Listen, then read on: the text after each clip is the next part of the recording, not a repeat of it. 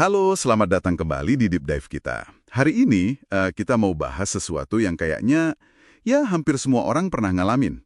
Prokrastinasi. Tapi kita lihat dari sudut pandang yang agak beda nih, yaitu peran ketidakpastian. Sumber kita kali ini dari buku Ali Abdaal, Feel Good Productivity. Oke. Khususnya bagian strategi mencari kejelasan dalam metode unblock. Jadi misi kita hari ini ya, bongkar. Kenapa sih rasa bingung atau nggak yakin itu sering banget jadi akar kita nunda-nunda? Siap ya? Siap. Dan ini topik penting ya. Karena prokrastinasi itu kompleks. Bukan cuma soal dicap males aja. Betul. Menariknya, sumber kita ini nyebut Leonardo da Vinci loh. Bukan bilang dia males ya, tapi nunjukin kalau orang sejenius dia pun bisa ngalamin ini. Oh iya? Iya, seringkali karena ada hambatan emosional yang lebih dalam gitu. Nah, metode unblock dari Abdal ini fokusnya ke sana, ke hambatan emosional itu. Nah, ini penting. Soalnya saran-saran biasa kayak, ayo dong semangat, atau paksa aja dirimu, itu seringnya ya mental gitu aja kan? Banget, sering nggak mempan. Kayak ngedorong tembok rasanya. Kenapa tuh?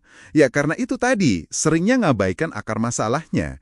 Kayak kebingungan, takut sama yang nggak jelas gitu. Betul. Dan Abdal ini ngenalin konsep yang menurut saya cukup kena, namanya kabut ketidakpastian. The fog of uncertainty. Kabut ketidakpastian. Bayangin aja kita jalan di tengah kabut tebel. Kan susah lihat jalan, ragu mau melangkah, ya kan? Iya ya. Nah, gitu juga di pikiran kita.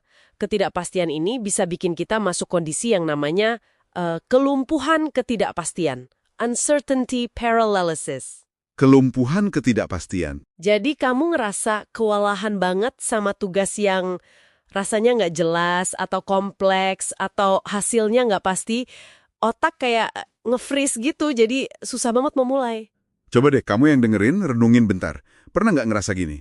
Sumber ini juga nyebutin ciri orang yang toleransinya rendah sama ketidakpastian. Gimana tuh cirinya? Mereka ini cenderung ngelihat situasi yang ambigu atau nggak jelas itu sebagai ancaman, potensi masalah gitu. Oke. Akibatnya, ya jadi lebih gampang cemas, dan ujung-ujungnya lebih sering nunda tugas-tugas yang instruksinya kurang jelas atau tujuannya agar kabur. Ini bukan karakter lemah loh ya, tapi lebih ke pola respons. Dan pola ini bahayanya bisa jadi siklus negatif yang ngunci kita. Jadi ketidakpastian itu micu cemas, terus kecemasan itu bikin kita jadi lumpuh atau ya nunda lagi. Abdal ngejelasin ada beberapa elemen di siklus ini, tapi mungkin dua yang paling nonjol ya. Oke, apa aja tuh? Pertama, kecenderungan buat melebih-lebihkan risiko. Jadi pas kita hadapi sesuatu yang nggak pasti, otak tuh seringnya langsung lompat ke skenario paling buruk. Waduh. Iya. Tugas yang nggak jelas dikit aja rasanya kayak, wah ini bakal gagal total nih. Pantesan jadi takut buat mulai ya. Terus elemen kedua? Yang kedua nih kunci banget. Menghindari. Avoidance. Pas kita cemas karena nggak pasti tadi, otak secara nalurianya nyari jalan keluar paling cepet. Maksudnya? Ya nunda tugas itu. Buka sosmed kayak bersih-bersih meja kayak apa aja deh selain ngerjain tugasnya. Itu kan ngasih rasa lega. Tapi cuma sesaat. Iya. Ada lega sedikit gitu ya? Nah, ini dia jebakannya. Rasa lega sementara itu justru ngasih sinyal ke otak, oh, ngindarin tugas ini sama dengan aman. Jadinya, lain kali ketemu situasi nggak pasti yang mirip, otak udah otomatis pengennya ngindar lagi. Kita jadi kayak ya keperangkap di siklus nunda itu. Wah, jadi lega sesaat itu malah bikin masalahnya makin kuat ya dalam jangka panjang. Terus dampak nyatanya apa nih dari kabut ketidakpastian sama siklus ini ke produktivitas kita sehari-hari? Menurut Abdal gimana? Dampaknya lumayan gede loh. Pertama, ya jelas keputusan jadi lebih jelek karena kita kan bingung. Masuk akal. Kedua, energi mental kita tuh kayak terkuras habis buat khawatir. Capek kan khawatir terus. Jadi sisa energinya dikit buat mikir atau kerja beneran. Betul. Ketiga, kreativitas juga anjlok. Pas kita ngerasa terancam sama ketidakpastian, otak itu masuk mode bertahan hidup, bukan mode cari ide baru. Fokusnya jadi sempit ya? Iya. Akibatnya, ya progres di kerjaan penting atau proyek jadi lambat. Bahkan bisa mandek total. Oke. Gambaran masalahnya jadi jelas banget nih. Ada kabut ketidakpastian, kelumpuhan, siklus negatif. Terus gimana dong cara keluar dari kabut ini? Nah, di sini strategi mencari kejelasan itu masuk ya. Tepat banget. Kejelasan atau clarity itu ibarat lampu sorot yang bisa nembus kabut tadi. Ampuh banget. Dan ini bukan cuma soal tahu apa yang harus dilakuin, kayak bikin to-do list aja gitu. Abdiel nekenin pentingnya kita paham 3 hal. Apa aja tuh? Pertama, mengapa kita ngerjain tugas ini? Tujuan besarnya apa? Ini penting buat pegangan motivasi. Oke, why-nya ya. Kedua, apa langkah spesifiknya? Ini kuncinya nih, mecah tugas gede yang bikin pusing jadi langkah pertama yang kecil banget dan jelas banget. Oh, dipecah-pecah ya? Iya. Ketiga, kapan mau dikerjain? Jadi nentuin prioritas sama waktu spesifiknya. Kejelasan di 3 area ini bantu banget ngilangin kabut tadi. Bisa kasih contoh nggak soal langkah spesifik tadi? Gimana biar benar-benar bisa nembus kelumpuhan itu? Bisa. Misalnya nih, tugas kamu menulis laporan penting. Kedengarannya gede dan bikin males kan? Iya banget. Nah, mencari kejelasan itu artinya kamu definisikan langkah pertama yang kecil banget dan bisa langsung dilakuin saat itu juga. Bukan nulis draft pertama, itu masih gede. Terus apa dong? Mungkin cuma buka laptop, bikin file dokumen baru, kasih nama draft laporan XYZ. Atau lebih kecil lagi, cari folder referensi buat laporan ini di komputer. Oh, sekecil itu ya? Iya, tindakan mikro kayak gini, yang rasanya hampir nggak mungkin gagal, itu mulai bikin ada momentum. Rasa kewalahan langsung berkurang drastis. Kejelasan sekecil ini aja udah bisa mulai ngusir kabutnya. Wah, menarik banget ya. Jadi, intinya nih, buat kamu yang dengerin, kalau sering nunda-nunda, coba deh langkah pertamanya mungkin bukan maksa diri lebih keras. Bukan juga cari motivasi dari luar terus. Betul. Coba periksa dulu, ada nggak sih kabut ketidakpastian yang nutupin tugas itu? Ngurai kebingungan dan cari kejelasan, sekecil apapun itu bisa jadi kunci yang selama ini kamu cari. Tepat sekali. Nah, sebagai penutup deep dive kita kali ini, coba deh kamu renungkan pertanyaan ini. Di tugas, proyek, atau mungkin area hidup kamu yang mana nih, saat ini kamu ngerasa kabut ketidakpastian itu paling tebal? Pertanyaan bagus. Dan berdasarkan obrolan kita tadi, langkah paling kecil, paling konkret apa yang bisa kamu ambil hari ini juga buat dapat sedikit aja kejelasan soal itu. Ingat ya, seringkali langkah pertama buat keluar dari kelumpuhan itu ya cuma mendefinisikan langkah pertama itu sendiri, sekecil apapun. Selamat datang kembali di Deep Dive kita. Anda mungkin pernah ngalamin ini ya, tahu ada tugas penting, tapi rasanya kok kayak ada kabut gitu yang bikin susah mulai. Iya, sering banget itu. Dan seringnya masalahnya itu bukan karena kita males, tapi ya itu tadi, kurang jelas aja gitu mau ngapain atau kenapa. Nah, hari ini kita mau bedah strategi praktis nih dari materi Anda buat nembus kabut prokrastinasi itu. Oke, siap. Oke deh, mari kita bongkar ya. Misi kita kali ini, pahami framework yang sebenarnya simple, tapi kayaknya kuat banget. Why, what, when. Iya, 3 pertanyaan ini bisa jadi semacam kompas gitu buat Anda, buat ngubah yang tadinya nggak pasti, jadi tindakan nyata. Ya ujung-ujungnya ngatasin kebiasaan nunda-nunda itulah. Siap. Siap, mari kita mulai. Kan sekedar basa-basi loh ya, tapi langkah penting banget buat gali tujuan sebenarnya di balik tugas itu. Kenapa ini penting gitu kan? Nah, iya. Kenapa penting? Soalnya pas Anda benar-benar nyambung sama alasan mengapa sesuatu itu berarti buat Anda, nah itu motivasi dari dalamnya muncul. Otomatis gitu ya? Betul. Bantu Anda fokus ke hasil akhirnya jadi nggak hilang arah di tengah kerumitan langkah-langkahnya. Ini langkah pertama buat motong kebingungan. Dan ngomongin mengapa ini ternyata ada resonansinya di tempat lain loh. Menarik nih. Kayak di strategi militer, itu ada istilah commander's intent. Oh ya, gimana tuh? Jadi idenya, kalau pasukan di lapangan paham tujuan besarnya, ya mengapanya misi itu, mereka jadi lebih fleksibel. Bisa improvisasi kalau katakanlah kondisi di lapangan berubah, tanpa harus nunggu perintah detail lagi. Oke. Jadi nggak kaku ya? Nah, itu dia. Ini bisa kita terapin banget loh di hidup kita. Misalnya mengapa Anda olahraga itu buat gaya hidup lebih sehat. Nah, Anda jadi lebih bebas milih jenis olahraganya kan?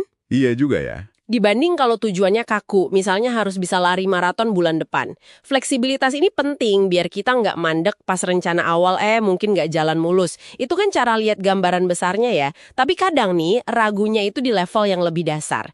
Ini tugas beneran perlu dikerjain nggak sih? Pertanyaan bagus tuh. Nah, buat nguji ini, ada teknik dari Toyota, namanya 5 mengapa atau the 5 whys. Udah pernah dengar? Pernah. Yang nanya kenapa berkali-kali itu kan? Betul. Coba deh tanya ke diri sendiri, mengapa ini penting? Gitu. Ulang-ulang, mungkin 5 kali lah idealnya, buat satu tugas. Terus kalau jawabannya gimana? Nah, kalau setelah nanya beberapa kali, jawabannya udah nggak nyambung lagi ke tujuan inti Anda, atau nilai-nilai dasar Anda, ya mungkin tugas itu emang nggak sepenting itu. Wah, bisa jadi filter prioritas yang bagus ya? Iya kan? Biar nggak nunda-nunda ngerjain hal yang sebenarnya nggak perlu-perlu amat. Oke, masuk akal. Jadi, nih, kalau mengapanya udah kuat dipegang, api semangatnya kan butuh bahan bakar ya. Butuh tindakan nyata. Disinilah kita jawab apa. Langkah konkretnya apa nih biar sampai tujuan, tapi nggak bikin overwhelm. Nah, ini sering jadi jebakan juga nih bagian apanya. Iya kan? Salah satu pendekatan yang agak beda dari tujuan SMART yang biasa, itu ada namanya tujuan NICE. Ah, nice goals. Ya, ini menarik. Nice itu singkatan ya. Singkatan dari apa tuh? N itu near term, jangka pendek. Jadi fokus ke apa yang bisa Anda lakuin hari ini atau minggu ini, biar rasanya lebih ringan gitu. Oke, langkah kecil ya. Terus I. I itu input based, berbasis input atau upaya. Fokus ke proses yang bisa Anda kontrol, bukan hasilnya yang kadang di luar kendali. Contohnya gimana tuh? Misalnya, jalan kaki 10 menit, itu input, bisa dikontrol. Kalau tujuannya turun 5 kilo, itu kan hasil, banyak faktornya. Nah, fokus ke input kayak jalan 10 menit, itu ngasih rasa pencapaian cepat. Oh, biar nggak ngerasa targetnya jauh banget gitu ya. Oke, C. C itu controllable, dapat dikontrol. Pastiin tindakan yang dipilih itu sepenuhnya di bawah kendali Anda. Ini ngurangin cemas yang sering bikin nunda. Masuk akal. Terakhir, E. Ya, itu energizing, membangkitkan energi. Sebisa mungkin bikin prosesnya tuh ya menyenangkan lah, atau paling nggak nguras energi banget. Manfaatin apa yang bikin Anda semangat. Oke, jadi nice.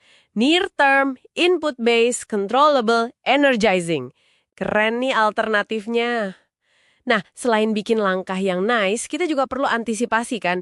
Antisipasi hambatan maksudnya. Iya. Pernah kan? Udah niat, rencana bagus. Tiba-tiba ada aja gitu halangan, terus nunda lagi deh. Haha, sering banget. Nah, disinilah metode bola kristal atau premortem bisa bantu banget. Caranya gini, bayangin aja, seminggu dari sekarang, Anda gagal mulai tugas itu. Waduh, dibayangin gagalnya ya. Iya, justru itu. Kira-kira apa sih alasan atau hambatannya? Tulis semua. Terus, sekarang, sebelum terjadi, pikirin cara buat nyegah atau ngatasin hambatan itu. Kayak vaksinasi mental gitulah. Wah, ini proaktif banget ya. Jadi udah siap sebelum masalahnya muncul. Keren. Iya kan? Nah, mengapa udah? Apa udah jelas? Tapi kalau nggak ada kapannya ya sama aja bohong gitu ya. haha, persis. Tanpa kepingan terakhir ini, ya cuma jadi niat baik aja di awang-awang. Kapan? Kapan mau dikerjainnya? Tanpa komitmen waktu, ya seringnya nggak kejadian. Betul, ini nih yang sering kelewat. Udah tahu kenapa dan apa, tapi nggak dijadwalin. Terus pertanyaannya, gimana cara terbaik nyematin ini ke jadwal kita yang udah penuh? Nah, ada teknik yang efektif banget nih, namanya niat implementasi atau implementation intentions. Formatnya simpel aja. Jika ketika pemicu spesifik, maka saya akan tindakan spesifik. Oh, jadi ada pemicunya ya? Iya, contohnya ketika selesai makan siang, saya akan langsung kerjain laporan 30 menit. Atau ketika nuang kopi pagi, saya akan langsung buka jurnal dan nulis 1 paragraf. Jadi kayak bikin otomatis gitu ya tindakannya? Nggak perlu mikir lagi pas momennya tiba? Betul. Itu kekuatannya. Ngurangin beban mikir buat mulai. Jadi nggak ada celah buat prokrastinasi masuk. Oke. Implementation intentions. Selain itu, ada lagi? Ada dong. Yang udah cukup populer juga. Pemblokiran waktu atau time blocking. Ah, time blocking. Iya, ini sering denger. Jadi benar-benar ngeblok waktu di kalender gitu ya? Iya, persis. Bukan cuma bikin to-do list, tapi alokasiin blok waktu spesifik di kalender buat ngerjain tugas A, tugas B, bahkan buat istirahat juga. Sama kayak Anda ngejadwalin meeting penting aja. Perlakuin kayak janji ya? Betul. Bisa mulai dari ngeblok waktu buat tugas yang paling sering Anda tunda, atau kalau mau lebih advance, ya rancang seluruh minggu ideal Anda. Kuncinya berarti komitmen sama blok waktu itu ya. Kadang kita dangkal ngeblok waktu buat orang lain, tapi buat diri sendiri malah sering kompromi. Nah, itu dia intinya. Kenapa nggak prioritasin diri sendiri juga, kan? Iya juga ya. Jadi, kesimpulannya gimana nih buat Anda semua? Framework mengapa apa kapan ini sebenarnya ngasih peta jalan yang jelas banget buat keluar dari kabut prokrastinasi. Bukan cuma tips acak ya, tapi sistematis. Betul, ini sistem buat bangun kejelasan. Jelas tujuannya, mengapa, jelas langkahnya, apa, dan jelas komitmen waktunya, kapan. Kejelasan ini senjata utamanya. Dan kalau kita lihat gambaran besarnya, kuncinya itu ya di konsistensi tapi juga fleksibilitas. Jangan kaku-kaku banget. Setuju. Ini bukan soal harus sempurna dalam semalam, tapi gimana caranya bangun momentum kemajuan, sedikit demi sedikit aja. Rayain juga tiap langkah kecil yang berhasil. Oke, sebagai penutup deep dive kita kali ini, coba deh Anda luangkan waktu sebentar buat merenung.